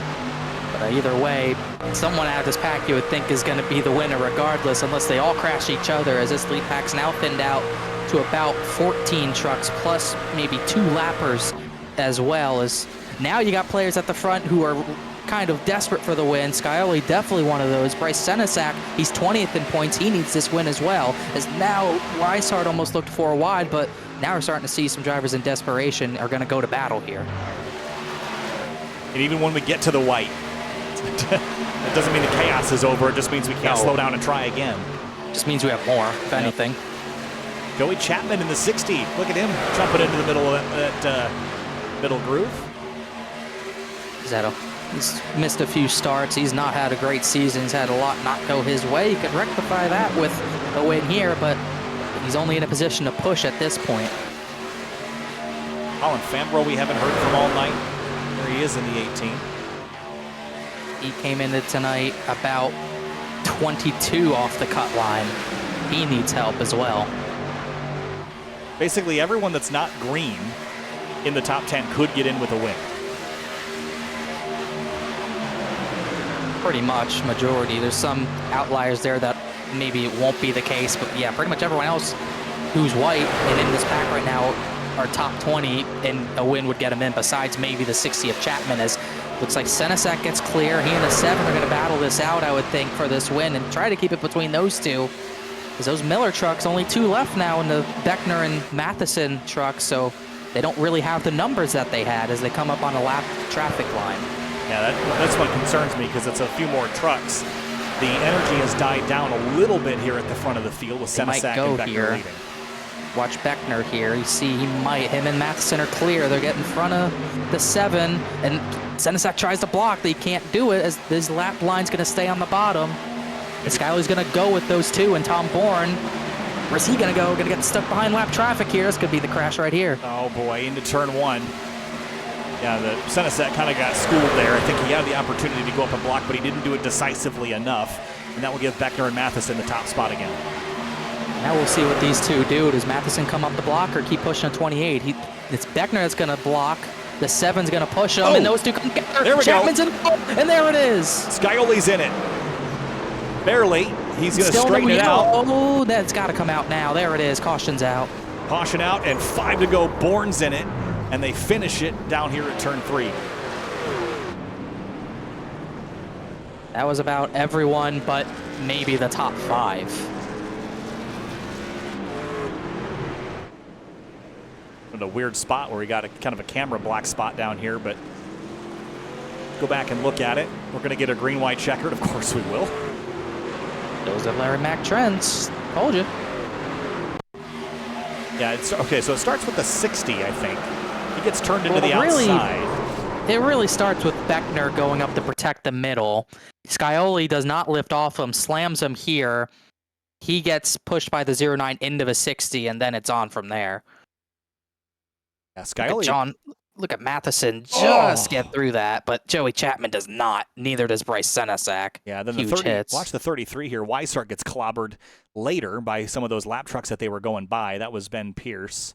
33 far left here.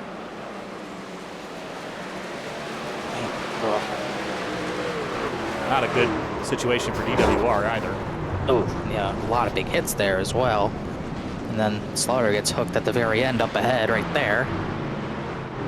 So I thought the 7 was going to get worse off than he did. He's pretty damaged. The front looks decent, but it's still dinged up, and the rear is really caved in. It's going to have to come.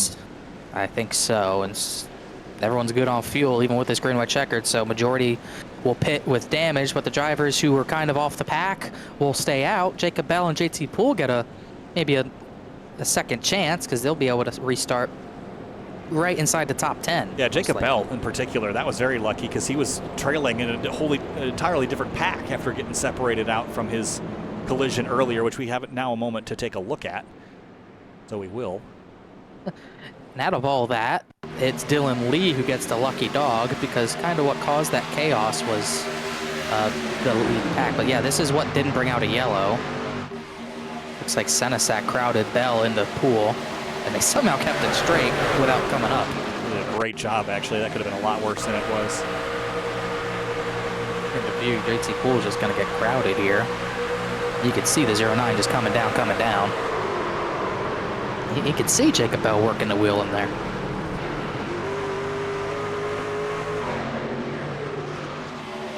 So we're only our second caution of the night. We can only now have a third because the next caution would end the race.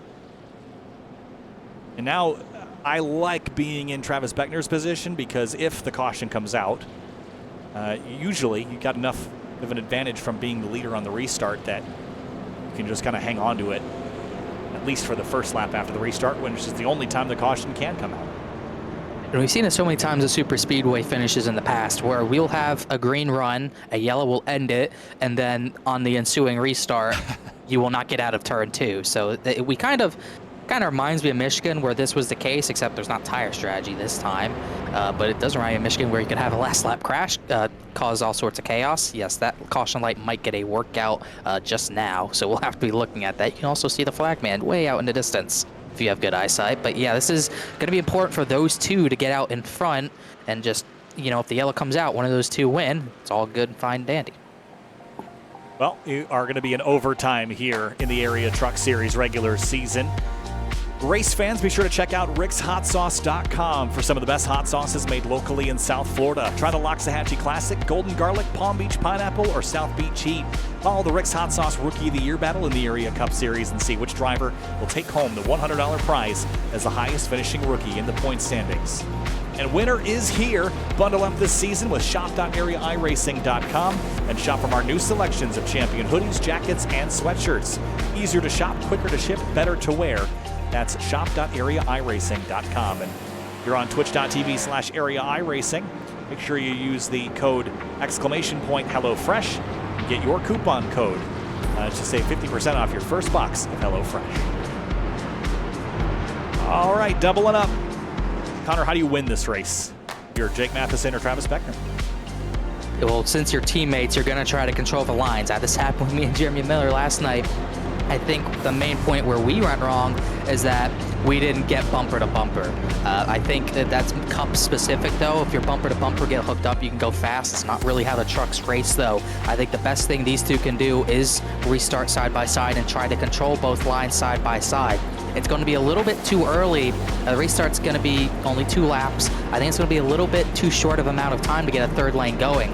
I don't think you'll see Anna Sogak, Fambro, Poole. I don't think you'll see any of them really pull out to get out from behind either Beckner or Matheson. So I think the way those two can control this field and win this race is just by controlling the bottom middle lanes. I think as long as they do that, they should be good. Well, all of that easier said than done, of course, and that is the challenge of Talladega. Quick reminder before the restart, this was your point picture coming into the show. There's a whole bunch of drivers here that could steal an opportunity into the playoffs. That 77 of Jacob Bell absolutely could do it. Colin Fambro could do it. He's going to restart 3rd or 4th here.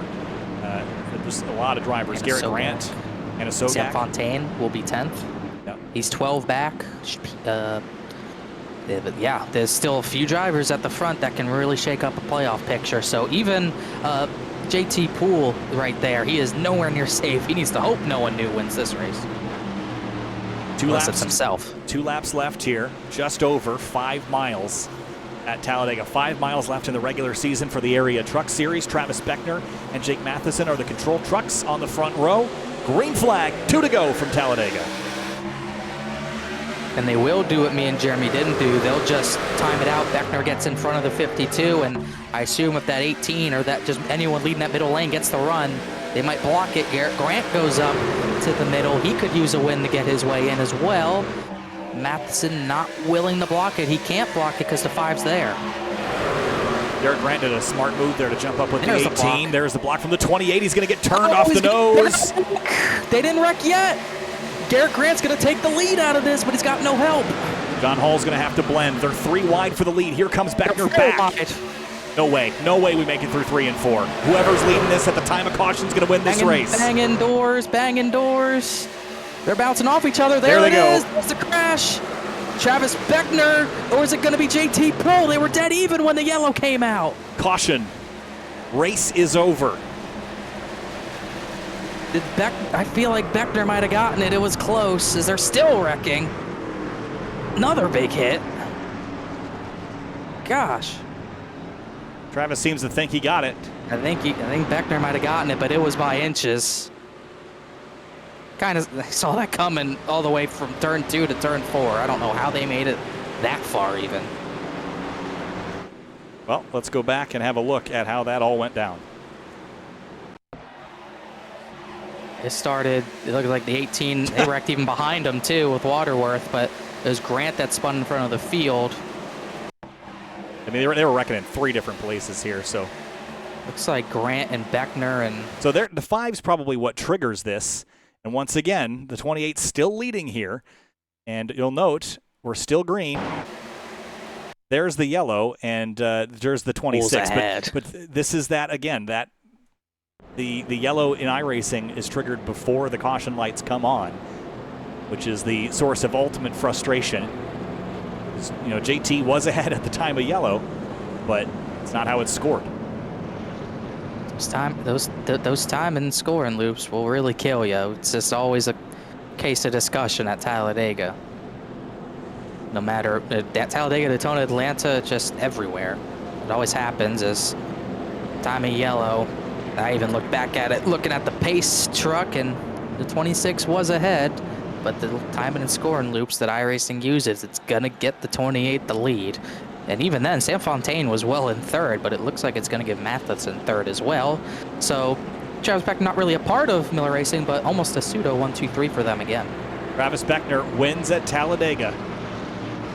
JT Poole gonna come up short.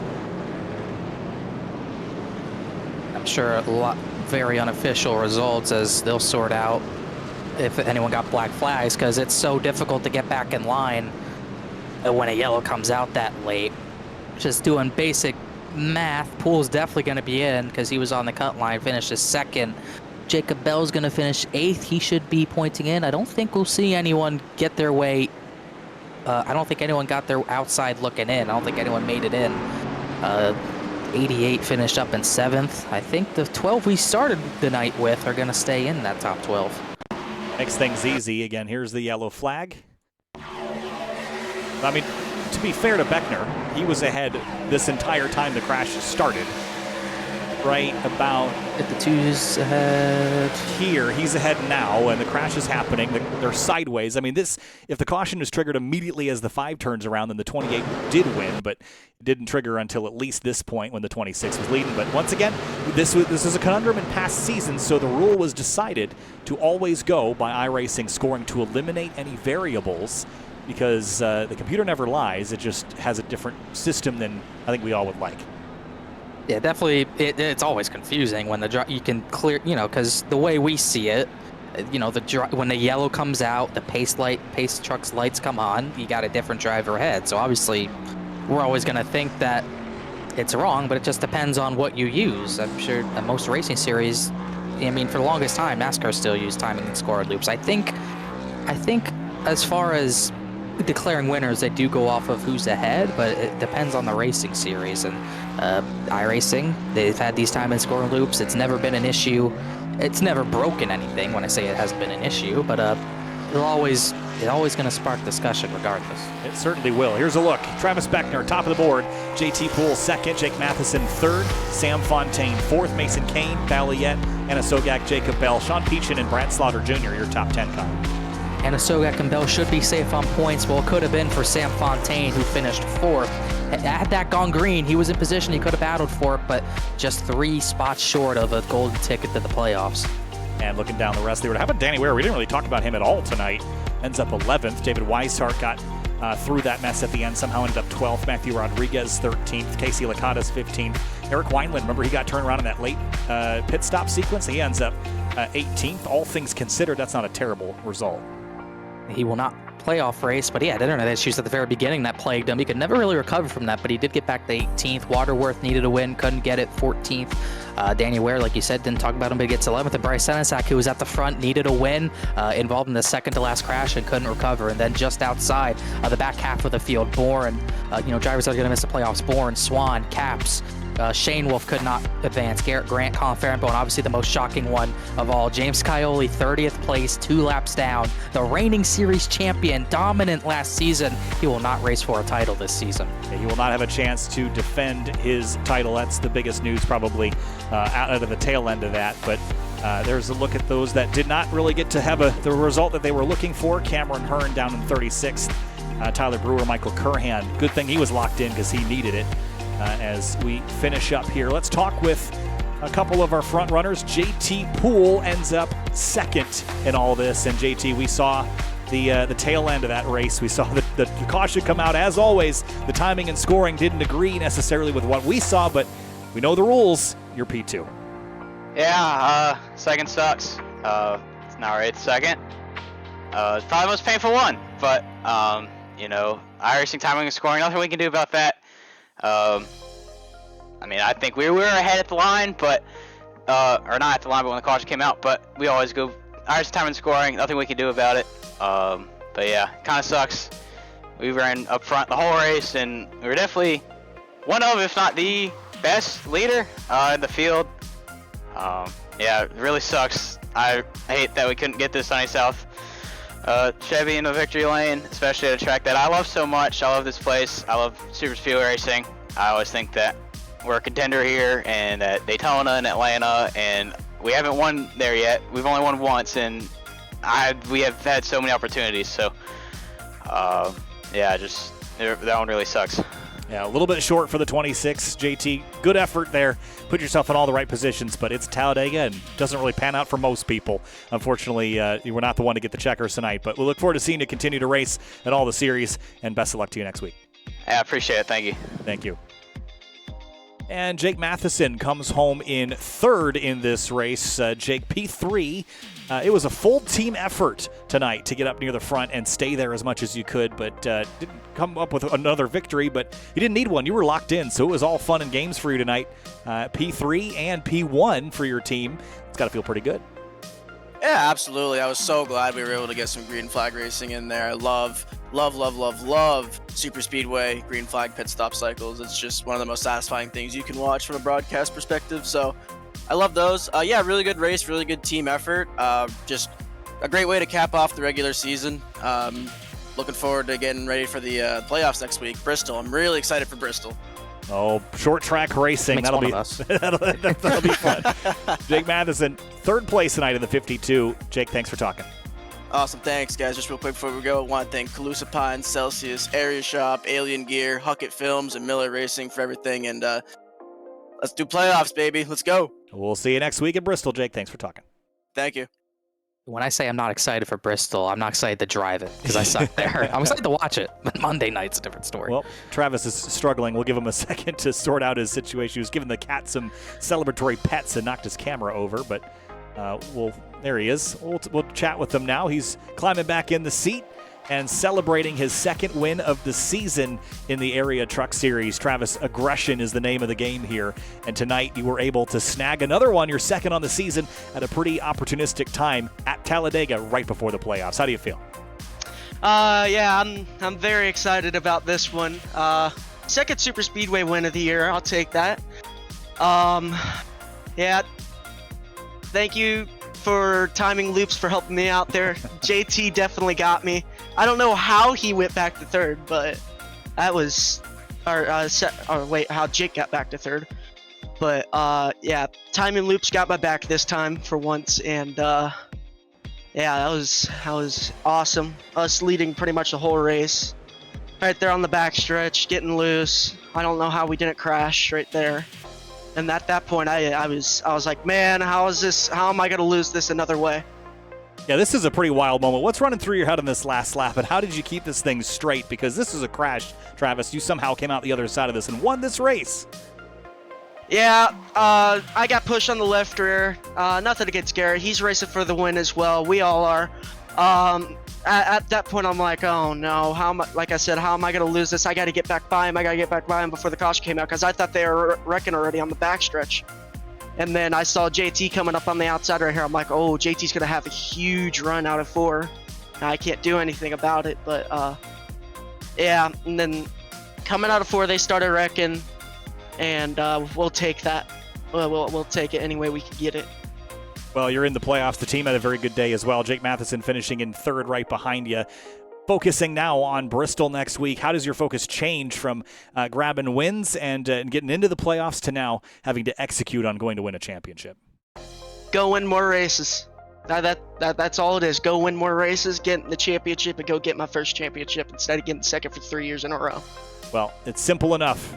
Travis, best of luck to you. Thanks for talking, and congratulations. Yeah, before I go, I'd like to thank my sponsors, Calusa Puns, Area Shop, Celsius, Huckett Films, everybody at Miller Racing, Alien Gear Holster, everybody at Low Dollar Racing. Y'all taking time out of your day to come broadcast this. It was a fun race on my end. I don't know how it looked on y'all's, but more people that I got to thank. Everybody at Go Slow Racing, JT Poole, Eric Wineland, and Dylan Lee. We were working with them tonight, and definitely worked out the end. Oh, pace truck drifting. Yeah, going for a slide there, Travis. Congratulations. We'll see you next week. Enjoy this win. Thank you. Thank you. All right, Connor, wrapping things up here from Talladega.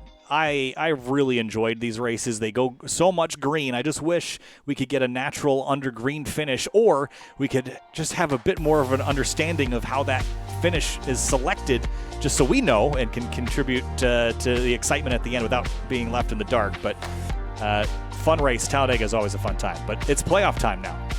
It is playoff time now, and yeah, we wish we didn't have to assume how it scores. Maybe a forum post just asking so on would really fix that, but yeah, for sure, always comes down to this sort of thing. That's 4 seasons in a row for the Truck Series at Talladega, ending on a green-white checkered, and last season ended under green with a crash, this season under yellow with a crash, so a little bit of a different story, but Travis Beckner still coming out on top for, I believe, his second win of the season, only the second multi-time winner, or third multi-time winner, I believe, this season, and all 3 are Miller drivers, so it's kind of hard to bet against Miller Racing winning a driver's title as well as the team title, which they already have over a triple-digit lead in hand. But yeah, like you said, playoff time, it's going to ramp up big time. Last driver in is going to be JT Poole on points, unofficially 14 points above Sam Fontaine, who came oh so close to winning tonight. But playoffs are getting time. It's going to ramp up the aggression for sure. We're going to get especially aggressive next week, as I believe all 3 series are going to go to the half-mile Last Great Coliseum in Bristol, so that should be very interesting. And one more race at Talladega this week as well with the Florida State Builders Area Pro Series. And with that,